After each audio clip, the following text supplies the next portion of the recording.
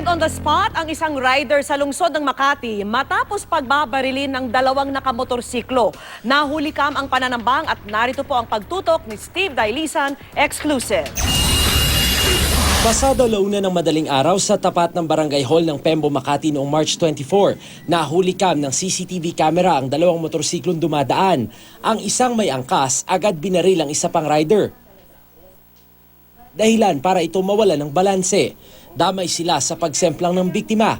Pero ang sospek nagawang bumangon tsaka muling pinaputukan ng 3 beses ang biktima.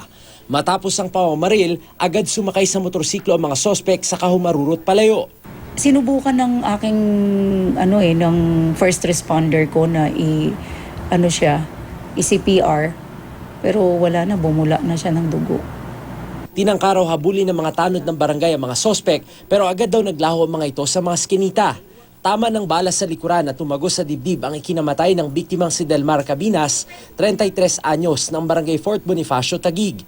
Paglalahad ng misis ng biktima sa barangay, may ka-text di umano ang kanyang asawa bago mangyari ang insidente. Sabi nung mga kasama din ng mga barangay officials doon sa kabila, oo daw, parang may bisyo yata.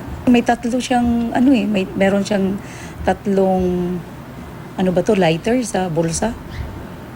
Yun lang, pero walang drugs na nakuha sa kanya.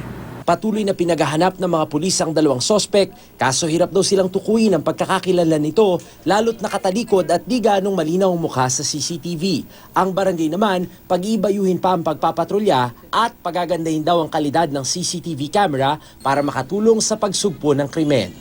Steve Dailisa, Nakatutok, 24 Oras.